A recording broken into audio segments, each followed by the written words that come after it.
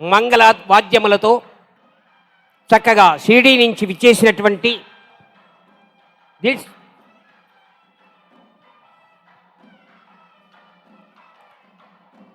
CEO గారు విచ్చేసినారు. వారికి దిల్సుకున్నారు ముఖ్యమైక్య దేవాలయాల యొక్క పెద్దలందరూ కూడా స్వాగతం చెప్తూ ఉన్నారు. మీరందరూ కూడా లేచి వారికి చేతులెత్తి వారిని స్వాగతం చేయాల్సిందిగా కోరుతున్నాం.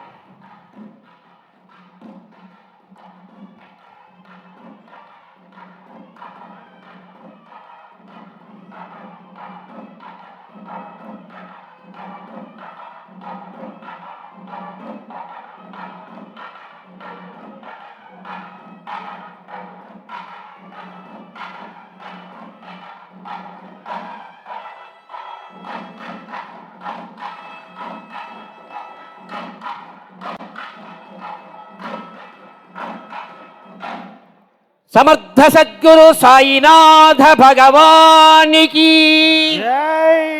అందరూ కూడా నిశ్శబ్దంగా కూర్చుంటే వెంటనే అనుకున్న సమయం ప్రకారం మనం కార్యక్రమం జరిపించుకోవాలని ఆతృత.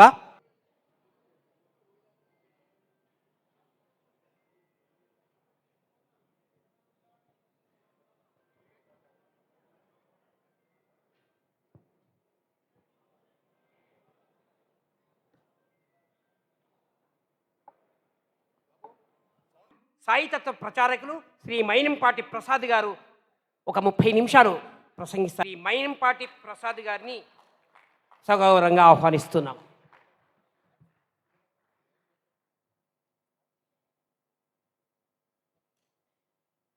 శ్రీ సచ్చిదానంద సమర్థ సద్గురు సాయినాథ్ మహారాజ్ కి జై. మొట్టమొదటిగా ఈ సభకు మీరందరూ విచ్చేయటానికి అహర్నిశలు శ్రమించి వ్యయ ప్రయాసల కోర్చి సాయిబాబా వారి యొక్క అనుగ్రహం కోసం, సాయిబాబా వారి మీద వస్తున్నటువంటి అసత్య ప్రచారాలను విని తట్టుకోలేక సాయి భక్త మందిరాలన్నీ కూడా కలిసి ఈ వేదికని ఏర్పాటు చేయటం అత్యంత ఆనందదాయకమైనటువంటి విషయం. మొట్టమొదటి వారికి మన కృతజ్ఞతలు తెలుపుతున్నాం. అలాగే సాయిబాబా మీరేం భయపడాల్సిన అవసరం లేదు, మీకు తోడుగా నేనున్నాను, నా ప్రతినిధిని పంపిస్తున్నానని చెప్పి సాయిబాబా గోరక్షక్ గారిని మనకి ఈ సభకు పంపించడం ఇది ఎంతో ఆనందదాయకం. అసలు మన సభ ద్వారా ఏం చెప్పాలనుకున్నామో అది ఆల్రెడీ మెసేజ్ వెళ్ళిపోయినట్టే లెక్క. తోటి మిత్రులకి, మందిరం నుంచి విచ్చేసినటువంటి వారికి, వేదికను అలంకరించినటువంటి పెద్దలకు అందరకు నమస్కరిస్తూ ఈనాటి సభను ప్రారంభిద్దాం. మిత్రులారా, మనందరం చూస్తూనే ఉన్నాం, కొద్ది కాలం నుంచి పరమ ప్రేమమూర్తి, అవతారమూర్తి, సర్వసమర్థుడు, పూర్ణ పరబ్రహ్మమైనటువంటి సాయిబాబా వారి మీద కూడా అసత్య ప్రచారాలు ఎవరి ఇష్టం వచ్చినట్టు వాళ్ళు మాట్లాడుతూ ఉన్నారు. రెండవది, సాయి భక్తులు ఎవరు కూడా దానిని పెద్దగా ఖండించినటువంటి దాఖలాలు లేవు. దయచేసి నమస్కరించి చెప్తున్నాను, సెల్ ఫోన్లు పెట్టేయండి, సెల్ ఫోన్లు మోగించకండి. ఈ 2 గంటలు మనం ప్రాణం పెట్టి చేయవలసిన అవసరం ఉంది. ఎందుకంటే సాయి భక్తులు ఆ వచ్చేటువంటి ప్రశ్నలకు సమాధానం చెప్పవలసిన అవసరం ఉంది. దానికోసమే మనం ఈ కార్యక్రమం ఏర్పాటు చేసుకున్నాం. ఆ క్లారిటీ కోసం మనం ఏర్పాటు చేసుకున్నాం. ఎవరు పడితే వాళ్ళు ఎలా పడితే అలా ఏ రకమైనటువంటి ఆధారం లేకుండా సాయిబాబా మీద అనేక రకాలైనటువంటి అసత్యపు ప్రచారాలు చేస్తూ ఉన్నారు. కాబట్టి నేడు సాయిబాబా స్వరూపం, సాయిబాబా యొక్క, మనందరం కూడా సాయిబాబా స్వరూపమే, ఆయన్ని ప్రేమించే వాళ్ళంతా కూడా సాయిబాబా స్వరూపమే, ఇక్కడ కింద కూర్చున్న వాళ్ళు, పైన కూర్చున్న వాళ్ళంతా కూడా సాయిబాబా స్వరూపమే. అందరం కూడా ఈ రోజున ముక్త కంఠంతో ఆ యొక్క అసత్య ప్రచారాలను కూడా మనం ఖండిస్తున్నాం. మిత్రులారా, ఒకసారి జాగ్రత్తగా మనం గమనిస్తే ఈ ప్రచారాలు అత్యంత హాస్యాస్పదంగా ఉన్నాయి. మొట్టమొదటిది, సాయిబాబా ధనం ఇతర మతస్థులు తీసుకెళ్తున్నట్టుగా వీడియోల్ని ట్రోల్ చేస్తున్నారు. ఇది ప్రధానమైనటువంటి అసత్యం. మనం బాగా చూస్తున్నాం. వాళ్ళు ట్రోల్ చేయటం నాకేం ఆశ్చర్యంగా లేదు. ఆ ట్రోల్ చేసింది మనం విని నమ్ముతున్నాం. ఇది ఎంత ఆశ్చర్యకరంగా ఉందో మనం ఏమాత్రం కూడా అది ఏమిటి, ఎక్కడి నుంచి వస్తున్నదంటే దాని తాలూకా వివరాలైన చుట్టల్లా మనం కనుక జాగ్రత్తగా వీడియో చూసినట్టయితే అసలు అది మన దేశానికి సంబంధించినటువంటి వీడియోనే కాదు. అసలు దాంట్లో ఉన్న ధనం ఇండియన్ కరెన్సీ కాదు. దాన్ని కూడా మనం నమ్మేటువంటి అమాయకపు స్థితిలో పడిపోయామేమో అని మనకి ఆశ్చర్యం, బాధ కలుగుతోంది మిత్రులారా. అయితే మనం చేయాల్సింది ఏంటి సాయి భక్తులుగా అంటే, మనందరికీ తెలుసు అది అబద్ధమని, కానీ మనం దాన్ని చెప్పట్లేదు. ఇది సమస్య. ఈనాటి నుంచి మనం చెప్పే ప్రయత్నం చేద్దాం మిత్రులారా. సాయిబాబా భక్తులు కనుక కేవలం అటు పక్క చూసినట్టయితే ఆ అసత్యం మాడి మసైపోతుందని తెలియజేస్తా ఉన్నాను. మనం ఈ సభా వేదికగా మనం తెలియజేస్తున్నది ఏంటంటే, మనం కొంచెం యాక్టివ్ అయితే చాలు. సోషల్ మీడియా మాధ్యమాల్లో ఎక్కడెక్కడైతే సాయిబాబాకు సంబంధించినటువంటి పరమ అసత్యమైనవి, బేస్లెస్, హాస్యాస్పదమైనటువంటి ప్రచారాలు ఏవే ఉన్నాయో మనం ఉన్న సత్యం చెప్దాం. ఇది హాస్యాస్పదమైన విషయం, ఇది తప్పు, దీనికి ఏ రకమైనటువంటి ప్రూఫ్ లేదు. ఏదేదో వీడియోలు తీసుకొచ్చి అవన్నీ కూడా సాయిబాబా పేరు పెట్టి పంపిస్తున్నారు. కేవలం మనం గనక వాటికి రిప్లై ఇచ్చినట్టయితే అంత మాత్రం చేస్తే చాలు. ఇటువంటి మనం చూడాల్సిన అవసరం ఉండదు. కాబట్టి అక్కడ ఎక్కువ అసత్య ప్రచారాలు కూడా జరగట్లేదు. వాళ్ళు చేస్తున్న ఆరోపణలు 3 or 4 ఉన్నాయి. ఆ 3, 4 కూడా పరమ అసత్యం. ఎలా అయితే ఈ వీడియో బంగ్లాదేశ్కి చెందిందండి. బంగ్లాదేశ్కి చెందిన ఒక మసీదుకి సంబంధించినటువంటి డబ్బులు తీసుకెళ్తున్నారు. ఇది ఎట్లా ఉందంటే, మన చిన్న చిన్న గొళ్ళలోనే డబ్బు తీసుకెళ్ళటం కుదరదు. అలాంటిది మహారాష్ట్ర గవర్నమెంట్ అండర్లో ఉంది షిరిడి సాయి సంస్థాన్. దాని CEO ఇక్కడే ఉన్నారు. వారు IAS ఆఫీసర్. కొన్ని వందల మంది దాన్ని సంరక్షిస్తూ ఉంటారు. వేల కెమెరాలతో నడుస్తూ ఉంటుంది. అలాంటిది ఆ డబ్బులలో వేసుకొని భుజాన్ని వేసుకొని పోతూ ఉంటే ఎంత హాస్యాస్పదంగా ఉందో ఆలోచించండి మిత్రులారా. ఈ రోజు నుంచి మనం దాన్ని ముక్త కంఠంతో ఖండించాలి. ఎలా ఖండిస్తాం? సోషల్ మీడియాలో ఇది తప్పు, ఇది అబద్ధం, ఇది ఫేక్, దీనికి ఏ ఆధారం లేదు అని మనం అప్డేట్ చేయాలి. రెండవ అంశం, ప్రధానంగా మనం చూస్తున్నది, రామాలయానికి డబ్బులు ఇవ్వలేదు. సాయిబాబా సంస్థాన్ ట్రస్ట్ రామాలయానికి డబ్బులు ఇవ్వలేదు అనేటువంటి ఒక ప్రచారం జరుగుతూ ఉంది. మనందరికీ తెలుసండి, రామాలయం ట్రస్ట్ ప్రధానంగా ప్రతి వ్యక్తిని దాంట్లో భాగస్వామ్యం చేయాలనుకున్నది. Point number 1. సంస్థల నుంచి వాళ్ళు డబ్బు కోరలేదండి. ప్రతి భక్తుడి నుంచి కూడా వాళ్ళు డబ్బులు తీసుకున్నారు. ఎందుకని? ప్రతి భక్తుడు కూడా రామాలయానికి భాగస్వామి కావాలని చెప్పి. ఇంకొక విషయం ఏంటంటే, వాళ్ళు ఎప్పుడైతే అది ఓపెన్ చేశారో 1 నెలలో కావలసిన దానికన్నా 2 ధనం వచ్చింది. ఎంత అద్భుతమైన విషయం అండి. మూడవ విషయం, రామచంద్రమూర్తి నుంచి సాక్షాత్తు సాయిబాబాకి షిరిడి సాయి సంస్థానానికి ఆహ్వానం వచ్చింది. ఇంతకన్నా మనకేం కావాలండి? కాబట్టి రామాలయానికి షిరిడి సాయి సంస్థాన్ డబ్బు ఇవ్వలేదు అనేది పరిపూర్ణమైనటువంటి అసత్య ప్రచారం. వాళ్ళు ఏ సంస్థల నుంచి పెద్దగా ఆశించలేదు, వ్యక్తుల నుంచి ఆశించారు. మొదటిది. రెండవది, వాళ్ళకి కావలసిన దానికన్నా ధనం 2 వచ్చింది. కాబట్టి సాయి సంస్థాన్ పంపించాల్సినటువంటి అవసరమే లేకపోయింది. ఒక సాయి సంస్థానే కాదండి, అనేక ప్రధాన సంస్థలు ఏవి కూడా పంపించలేదు. కాబట్టి ఇది కూడా పరిపూర్ణమైనటువంటి అసత్య ప్రచారంగా మనకు కనిపిస్తూ ఉంది. తర్వాత సాయిబాబా గురించి అసలైనటువంటి విషయం వస్తూ ఉంది. ఇప్పుడు ఈ 2 పరిపూర్ణంగా ఎవరికి చెప్పినా సరే చిన్న పిల్లాడికి అర్థమవుతుంది అసత్యం అని చెప్పేసి. మూడవది చాలా ప్రధానమైంది, పరమ అసత్యమైంది, కొంచెం మనం జాగ్రత్తగా గమనిస్తే కానీ అర్థం కానటువంటి విషయం. సాయిబాబా ఎవరు? ఇది పెద్ద ప్రశ్న అండి. సాయిబాబా ఎవరు అంటే, శాస్త్ర ప్రకారం సాక్షాత్తు పరబ్రహ్మ స్వరూపమే సాయిబాబా. అందులో రెండవ ఆలోచనే లేదు మిత్రులారా. సాయిబాబా సాక్షాత్తు పరమేశ్వర స్వరూపం, సాయిబాబా సాక్షాత్తు పరబ్రహ్మ స్వరూపం, జ్ఞాన జ్యోతి అయి శిఖ అయి వెలిగిపోతూ ఉన్నారు. ఇది ఆన్సర్ అండి. ఎవరైనా సరే సాయిబాబా ఎవరు అంటే సాయిబాబా సాక్షాత్తు పరమేశ్వరుడే. అందులో సెకండ్ థాట్ లేదు. Point number 1. అసలైన సాయిబాబా ఎవరని ఎవరు చెప్పాలండి? ఎవరు చెప్పగలరు? ఆలోచన చేయండి. ఎవరు పడితే వాళ్ళు సాయిబాబా ఎవరో నిర్ణయం చేయగలరా? ఏ రకమైన సాధన లేకుండా, ఏ రకమైనటువంటి గురు సేవ లేకుండా, ఏ రకమైన ఒక స్థితి స్థాయి లేకుండా సాయిబాబా ఫలానా అని చెప్తున్నారంటే ఎంత హాస్యాస్పద విషయం. మనందరికీ తెలుసు, మనం మాట్లాడే ప్రతి మాటకి ప్రమాణం సాయి సచ్చరిత్ర, మనం మాట్లాడే ప్రతి మాటకు ప్రమాణం ఉపనిషత్తులండి. మన ఊరికే మాట్లాడలేదు. ఇక్కడ ఉండి సాయిబాబా సాక్షాత్తు పరమేశ్వరుని ఎవరు చెప్పాలి? ఒక మహాజ్ఞాని చెప్పాలి. సాయిబాబా స్థాయిలో ఉన్న వాళ్ళు చెప్పాలి.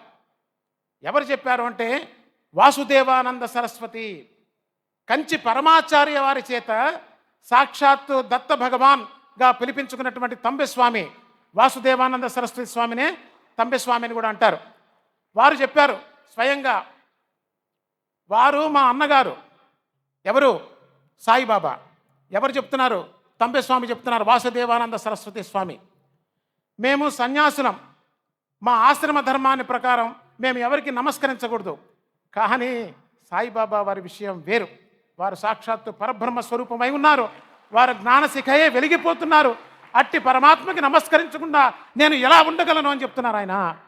చెప్పి నా నమస్కార పూర్వకంగా ఈ టెంకాయని వారికి ఇచ్చి నన్ను ఎప్పుడు మర్చిపోవద్దని చెప్పు అని కోరు అని ఒక సాక్షాత్తు దత్తస్వరూపమైనటువంటి తంబెస్వామి వారు అడుగుతున్నారంటే సాయిబాబా వారి యొక్క స్థితి కానీ వారి యొక్క స్వరూపం కానీ మానవులకి తెలుసుకోవటం అసాధ్యం అండి.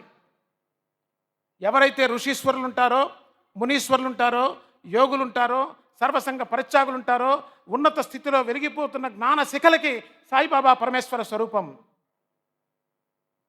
ఏమీ తెలియనటువంటి పరమ అజ్ఞానులకి సాయిబాబా ఫకీరు స్వరూపం. ఈ మాట నేను చెప్పట్లేదండి, సాయి సచ్చరిత్రలోనే రాసింది. సాయి సచ్చరిత్రలోనే చెప్తారు. ఏ రకమైనటువంటి ఆలోచన లేకుండా కేవలం రూపం చూస్తే ఫకీరులా కనిపిస్తుంది.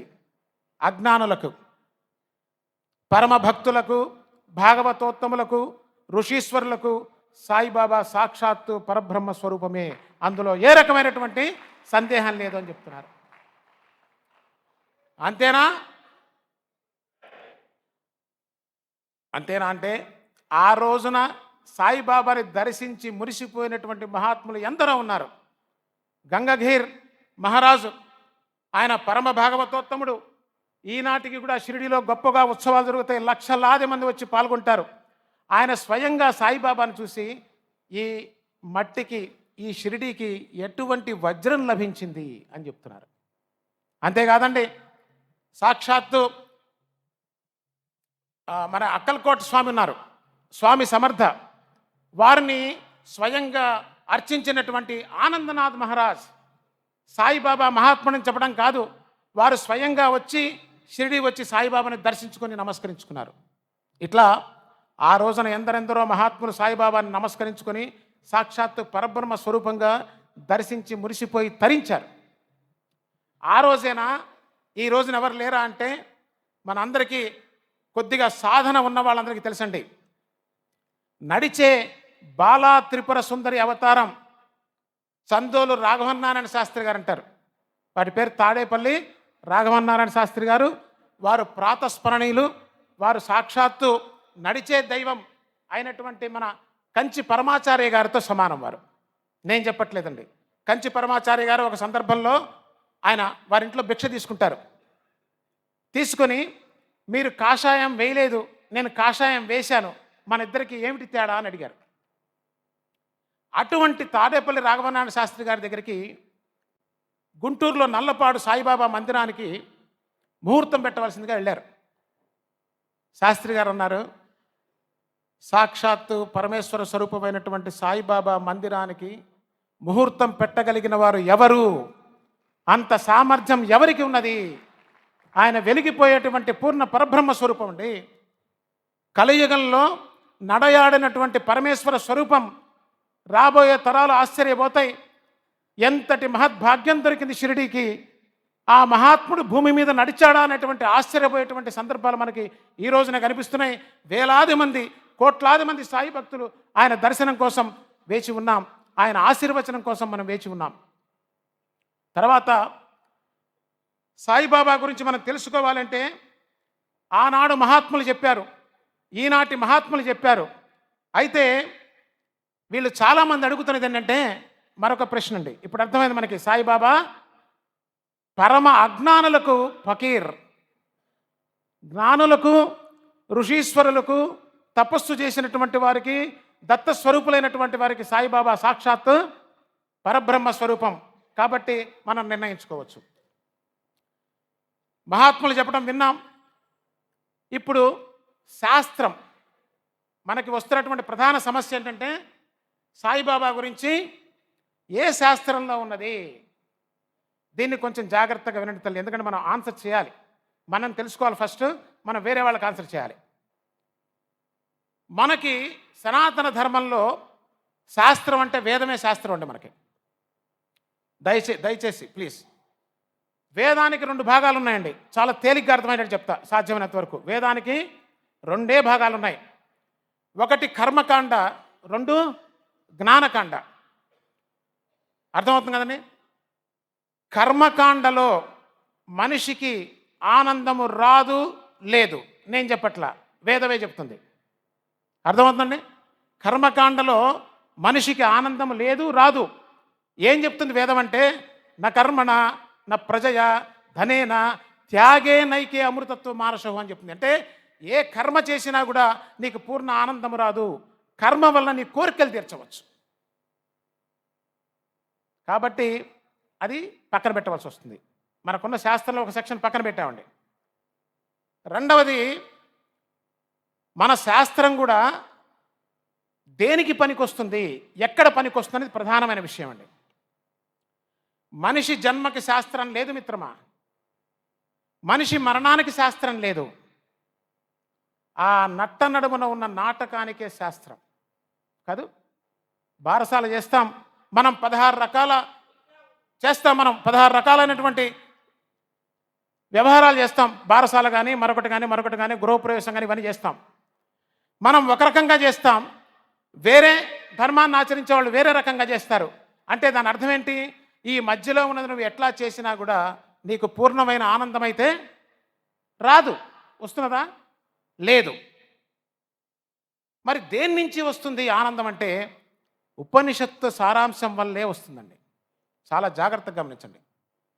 మనిషి జీవితానికి పరమార్థాన్ని ఇవ్వగలిగింది, ఆనందాన్ని ఇవ్వగలిగింది కేవలం ఉపనిషత్తు సారాంశం. ఎక్కడున్నారో సాయిబాబా తెలుసా అండి? ఉపనిషత్తుల్లో ఉన్నారు సాయిబాబా. ఏ ఉపనిషత్తో చెప్పమంటారా? ఈశావాస్యోపనిషత్తు. దయచేసి ఒక్క పద్యం తెలుసుకోండి మీరు. అన్ని ఉపనిషత్తులు మనకి 108 ఉపనిషత్తుల్లో 10 ఉపనిషత్తులు ముఖ్యం. 10 ఉపనిషత్తుల్లో ఒకే ఒక ఉపనిషత్తు ముఖ్యం. ఆ ఉపనిషత్తు సారాంశం అన్నిట్లో ఉంది. అది ఈశావాస్యోపనిషత్తు. శాస్త్ర ప్రమాణంగా చెప్తున్నాం. ఏముంటుందో తెలుసా అండి ఈశావాస్యోపనిషత్తు?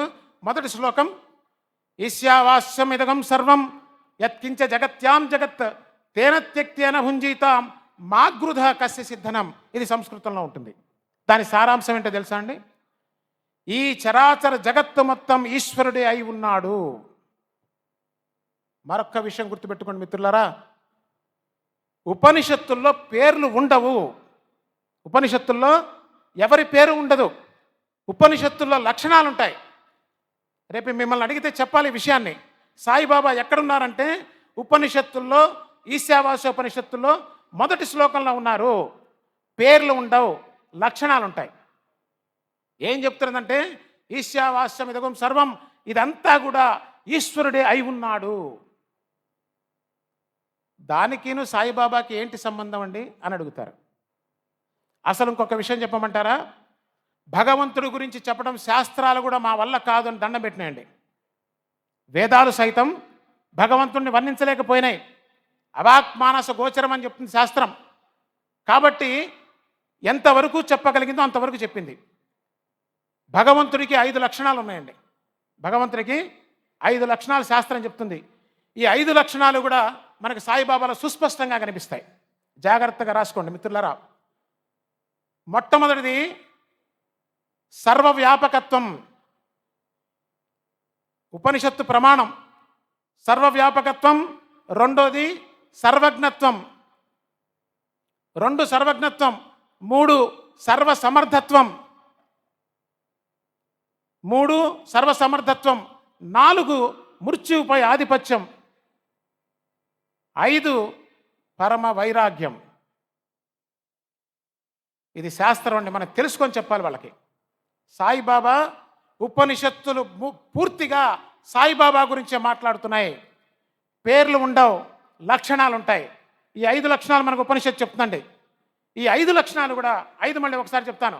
సర్వవ్యాపకత్వం, సర్వజ్ఞత్వం, సర్వసమర్థత్వం, మృత్యువుపై ఆధిపత్యం, పరమ వైరాగ్యం. ఈ 5 లక్షణాలు చెప్తుంది. ఎవరికి? భగవంతుడికి. ఇప్పుడు చూడండి, 2 నిమిషాలు తేల్చేస్తా మన సాయిబాబా భగవంతుడని.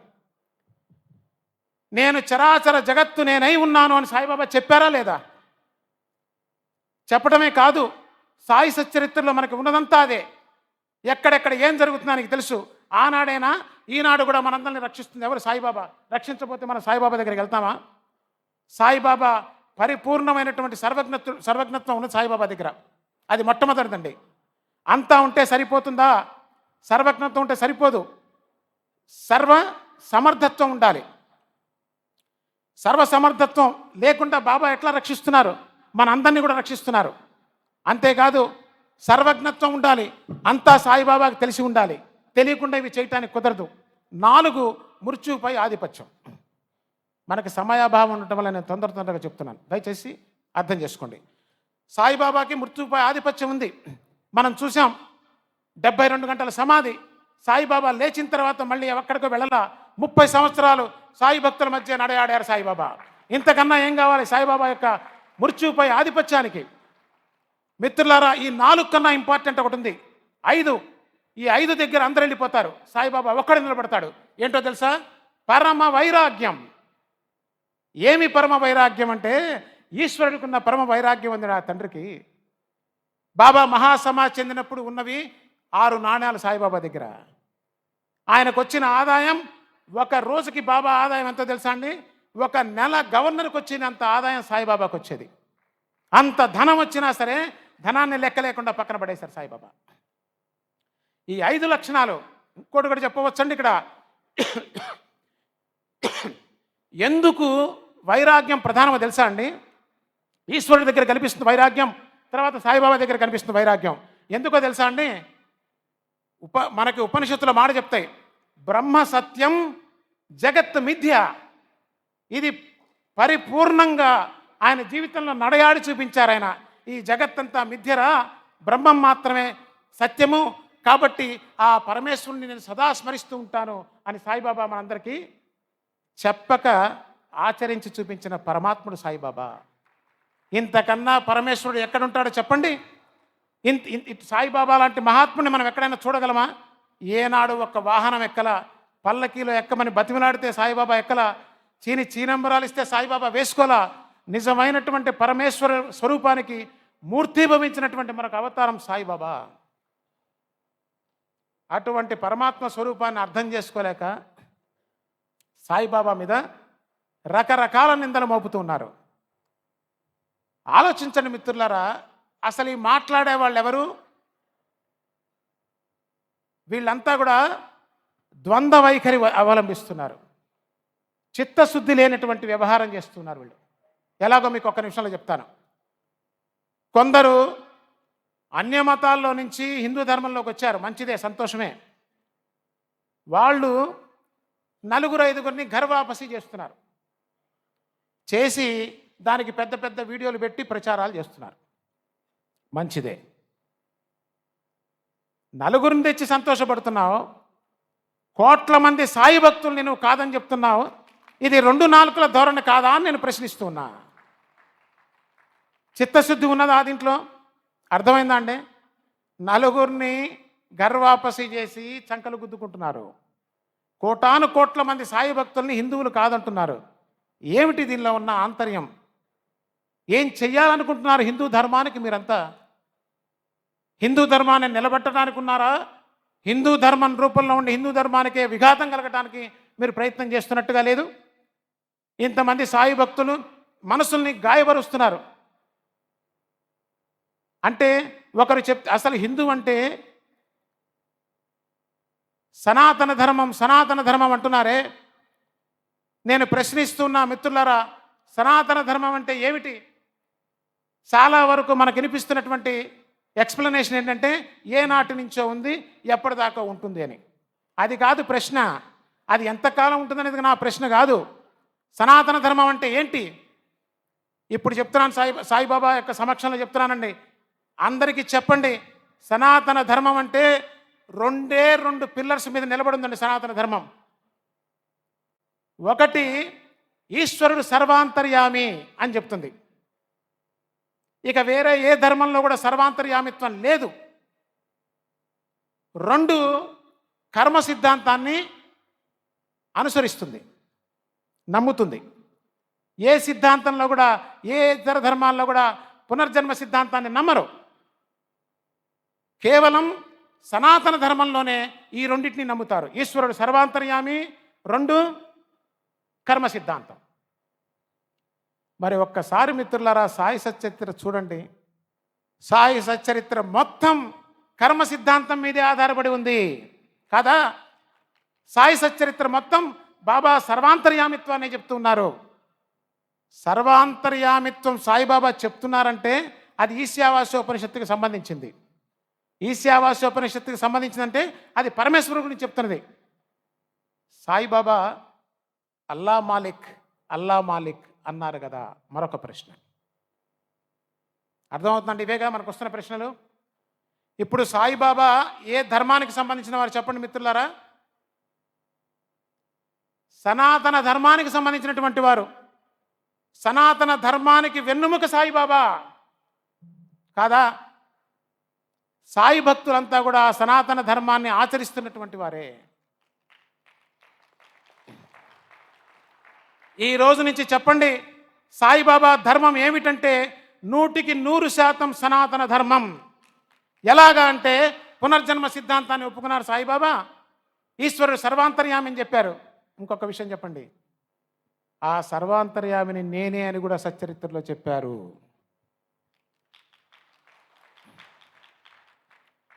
చెప్పలా? ఒక సందర్భంలో చెప్తారు, నాన్న మీరు ఎక్కడికైనా వెళ్ళండి, ఏమైనా చెయ్యండి, నేను సదా మిమ్మల్ని చూస్తూనే ఉంటాను, మిమ్మల్ని రక్షిస్తూ ఉంటానని చెప్పారు సాయిబాబా. నువ్వు ఏ స్థితిలో అన్నా ఉండు, ఏ కష్టంలో అన్నా ఉండు, ఎక్కడన్నా ఉండు, సాయి అని పిలిచిన వెంటనే నేను నిన్ను తప్పక రక్షిస్తానని చెప్పారు. ఆ సర్వాంతర్యామిని నేనే అని చెప్పకనే చెప్పారు సాయిబాబా. సాయిబాబా ధర్మం సనాతన ధర్మం. అడుగుతున్నారు కదా సాయిబాబా పరంపర ఏంటి? సాయిబాబా పరంపర అంటే ఏంటి తెలుసా అండి? దేని నుంచి వచ్చారు సాయిబాబా? ఎవరి యొక్క సిద్ధాంతాన్ని పాటిస్తున్నారు సాయిబాబా అని? ఎవరి సిద్ధాంతాన్ని పాటిస్తున్నారండి సాయిబాబా? ఉపనిషత్తు సిద్ధాంతాన్ని పాటిస్తున్నారు. చెప్పండి మిత్రులారా ఈ విషయాన్ని. ఉపనిషత్తు సిద్ధాంతాన్ని పాటిస్తున్నారు సాయిబాబా. తర్వాత బాబా అల్లా మాలిక్ అన్నారంటున్నారు కదా. ఈ విషయాన్ని కొంచెం జాగ్రత్తగా వినండి మిత్రులారా, చాలా ఇంపార్టెంట్ ఇది. బాబా ముస్లిం అనేటువంటి ముద్ర వేస్తున్నారు, పచ్చి అబద్ధం. దీనికి కారణం 3 విషయాలు. 1, బాబా మసీదులో ఉండటం. 2, బాబా వేషధారణ. 3, అల్లా మాలిక్ అంటాం. టక టక టక 3 లేపేయచ్చు చూడండి. అది ఒకనాడు మసీదు. సాయిబాబా వచ్చిన తర్వాత దాని పేరు ద్వారకామాయి. చెప్పండి మాట. జ్యోతుల్ని వెలిగించారు, గంటల్ని మోగించారు, హారతులు ఇచ్చారు.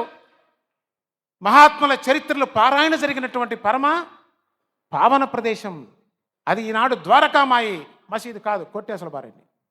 2వది ఫకీరు వేషధారణ అంటున్నారా? చెప్పా కదా, పరమ అజ్ఞానులు మాత్రమే వేషభాషలను చూసి పడిపోతారు. అవునా కాదా చెప్పండి? కేవలం వేషం చూసి సాయిబాబా ఫకీర్ అన్నాడంటే ఏ రకమైన తెలివితేటలు ఉన్నాయో ఆలోచించండి. పుస్తకం యొక్క అట్టను చూసి పుస్తకం విలువను నిర్ణయించేవాడిని ఏమంటారు? పరమాజ్ఞాని. అదే సాయిబాబా వేసిన వేషం. దానికి కారణం కూడా చెప్తాను మిత్రులారా. సాయిబాబా చర్యలు చూస్తే సాక్షాత్తు నడయాడే పరమేశ్వర స్వరూపమే. ఆ దయ, కరుణ, ఆ సాయిబాబా ఇచ్చేటువంటి ప్రొటెక్షన్, వర్ణనాతీతమైనటువంటి సాయిబాబా రక్షణ. మూడవది అల్లా మాలిక్, చాలా ఇంపార్టెంట్. ఒక్క 2 నిమిషాలు జాగ్రత్తగా వినండి. అల్లా అనేది ఒక శబ్దం అండి. అల్లా అనేది ఒక శబ్దము. కేవల శబ్దానికి విలువ ఉండదు, శబ్దం యొక్క అర్థానికి విలువ ఉంటుంది. మీకు ఉదాహరణ చెప్తే అర్థమైపోతుంది. నేను ఇక్కడ ఎవరో తెలియని వ్యక్తిని ఒరేయ్ అన్నాను అనుకోండి, చెంప మీద కొడతాడు, అవునా? నేను మా అబ్బాయిని ఒరే అంటే ఏమంటాడు? ఏం డాడీ అంటాడు. అర్థమవుతుంది కదా? శబ్దం ఒకటే, అర్థం మారిపోయింది.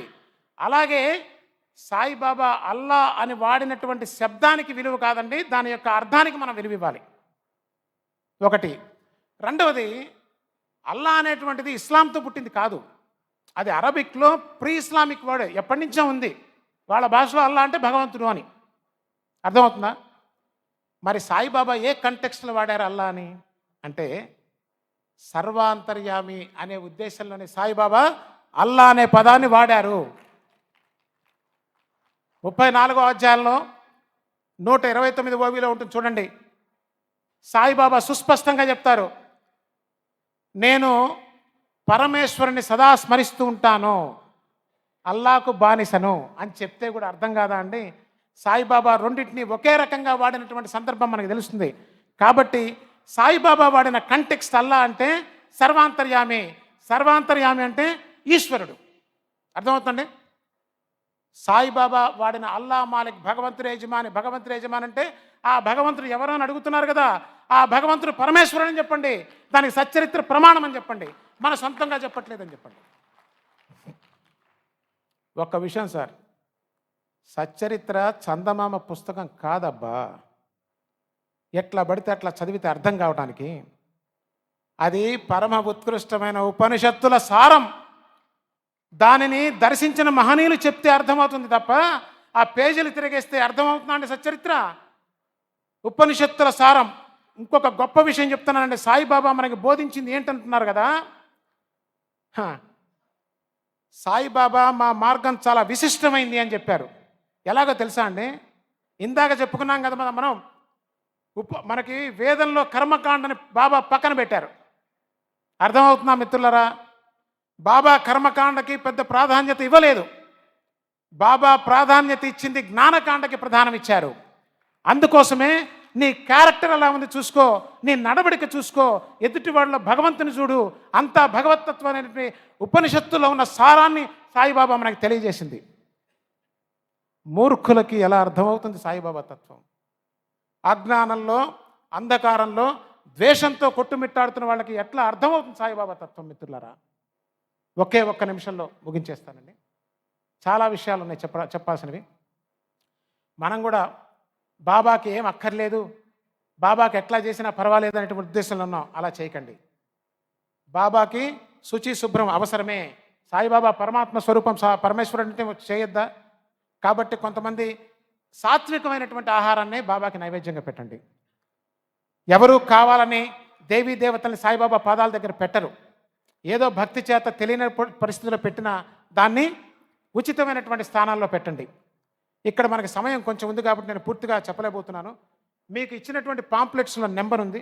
ఎవరైనా సరే మీకు ఏ పరిస్థితుల్లోనైనా సరే మీకు సహాయ సహకారాలు కావాలంటే సాయిబాబా వారి యొక్క అనుగ్రహం చేత నేను ఆ కావలసినటువంటి విషయాన్ని అందించడానికి నా స్కెడ్యూల్ కనుక పర్మిట్ చేస్తే మీ అందరికీ సహాయం చేయగలని మీ సభాముఖంగా తెలియజేస్తూ, సద్గురు సాయినాథ్ మహారాజ్ కి బోలో, సాయినాథ్ మహారాజ్ కి బోలో, సాయినాథ్ మహారాజ్ కి జై సాయి.